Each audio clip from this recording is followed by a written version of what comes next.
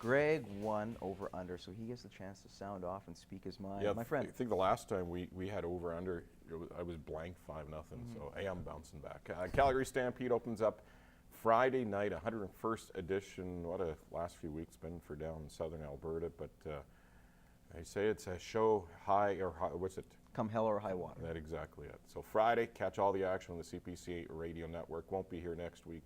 Sitting beside me next week was scheduled for Jeff Mulligan, so I was hoping to see Mayor Jeff. Had a few things to pick his brain about, like why don't they use the truck route in this town instead of going through Highway 16, and we'll go through those repairs in 3 years' time. Just my little venting right now. All right. Well, of course, Greg, you're becoming very political, but we're going to have to stick with sports here for a second. Talk about the Toronto Raptors. We just kind of tailed off a little bit when we talk about Anthony Bennett, Canadian basketball.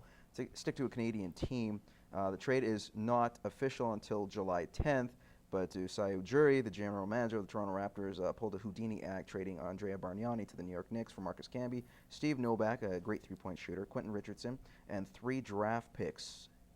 Guys, did Toronto do enough and get enough for Andrea Bargnani, who's a fallen stock commodity? It's not even a question. They got more than enough. I mean, who thought they were going to get rid of that massive contract? I mean, still 2 years left. You know, you get what, a first, 2 seconds. You know, serviceable players. So you can't really fault them for that move. I mean, that was a great move.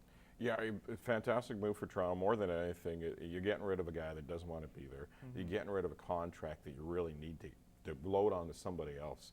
So those two combinations gives a little room for Toronto to, possibly get a little bit better before next season. Quickly, the city of Glendale will be determining if the Phoenix Coyotes will stay in Phoenix. Possible outlets are Quebec City, a bit of a long shot, but Seattle sounds like the front runner. Where do you guys see the Coyotes playing next season? I guess Seattle maybe if they move, but I mean I can't see them being torn away from Phoenix. They've done everything to keep that team there, and I mean there's been deadlines, and yet here we are still in Phoenix with that team. So I mean I just don't see it. Until it happens, I'm not going to believe it. I say they stay in Arizona. Dave Tippett just built a mansion of a house off a golf course, so He could have that as off-season home. Come on. kind of frustrating for him. He's only a 5-minute drive away from work, and all of a sudden he's moving up to Seattle or worse. So yeah, no, I say they stay. Hey, what about Aaron Hernandez? This saga has completely gone topsy-turvy. The Patriots releasing him immediately after the speculation, or once he was arrested, really, for now the homicide of his friend. Was it right for the Patriots to do so and immediately get rid of his contract?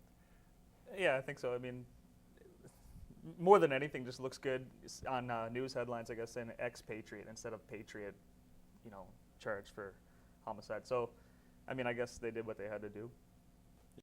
I say more than anything, too, he is innocent until proven guilty, but you know what? It kind of looks guilty. So it's probably best bet for the Patriots. And now it's reported that he's also involved in a double homicide from 2012. Oh, it's nice. Not making Rogers good. We'll talk about the Toronto Blue Jays. I know they struggled against the Boston Red Sox, and you can't really do that against your division. They did beat Detroit yesterday. R.A. Dickey looked fantastic on the mound.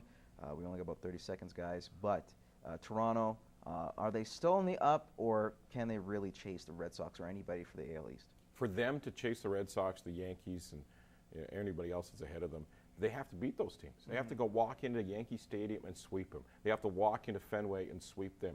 If they do that, if they do that, they'll be okay. If they don't, then yeah. Okay, yes or no? I'm going to say yes. I mean, they're hanging around. That's all. We're going to have to wrap this up. I'm sorry, but Greg took all the time. Thank you for joining us again. I appreciate Greg, Chris Roberts joining us for this week. We'll see you next week in 7 days. Take care.